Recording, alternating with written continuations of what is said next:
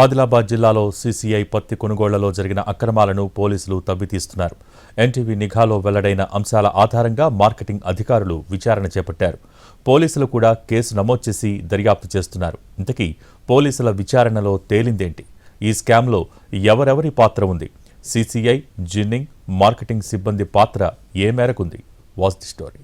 ఆదిలాబాద్ జిల్లాలో సీసీఐ చేపట్టిన పత్తి కొనుగోళ్లలో అక్రమాలను ఎన్టీవీ వెలుగులోకి తేవడంతో అధికారులు అప్రమత్తమయ్యారు. ఇచ్చోడ మార్కెట్ కమిటీ పరిధిలోని జిన్నింగ్ మిల్లులో జరిగిన పత్తి కొనుగోళ్లలో ఈ స్కామ్ జరిగినట్లు ఎన్టీవీ ఆధారాలతో బయటపెట్టింది. దీంతో రాష్ట్ర స్థాయి అధికారులు విచారణకు ఆదేశించారు. ఇచ్చోడ మార్కెట్ కమిటీ కార్యదర్శికి మెమో సైతం జారీ చేశారు. అటు ఇచ్చోడ పోలీసులు 7గురిపై కేసు నమోదు చేసి 4గురిని అరెస్టు చేశారు. గత నెల 15న ఇచ్చోడలోని విజయలక్ష్మి జిన్నింగ్ మిల్లులో పనిచేస్తున్న 7గురు వ్యక్తులు ఎలాగైనా తక్కువ సమయంలో ఎక్కువ డబ్బులు సంపాదించాలని ప్లాన్ చేశారు.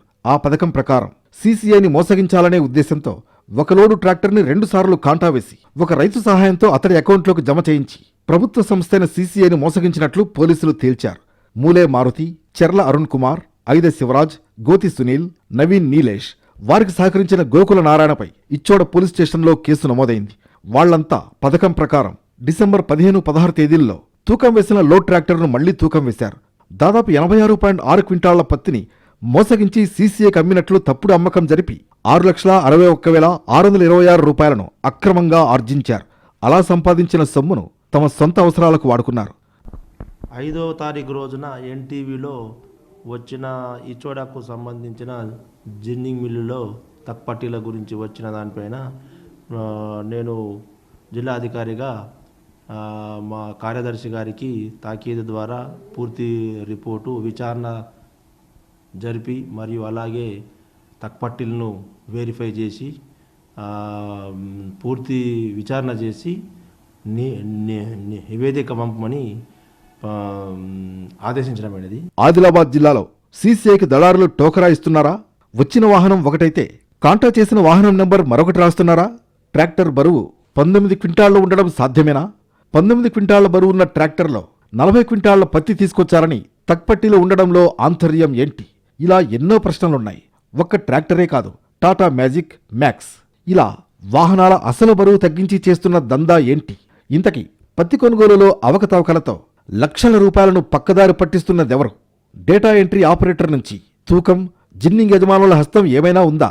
ఇలా అన్ని అంశాలపైన ఎన్టీవీ నిఘా పెట్టేసరికి వీటన్నింటిపైన సమగ్ర విచారణ జరుగుతోంది.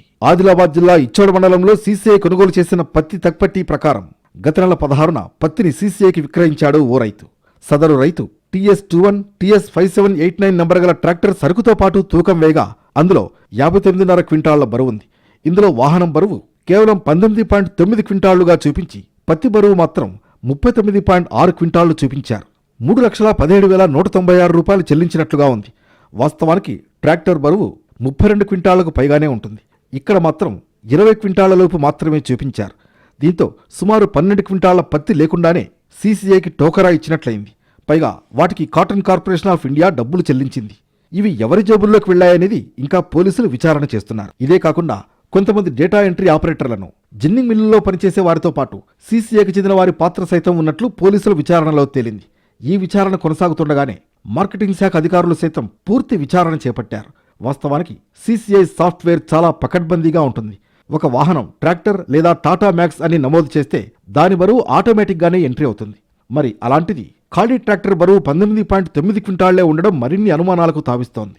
సాఫ్ట్వేర్లోనే లోపం ఉందా, లేకపోతే నిందితులు ఎలా మోసం చేశారనే కోణంలో సైతం పోలీసులు, అధికారుల విచారణ కొనసాగుతున్నట్లు సమాచారం. ఏది ఏమైనా ఎన్టీవీ నిఘాలో అక్రమాల గుట్టు తెరపైకొచ్చింది.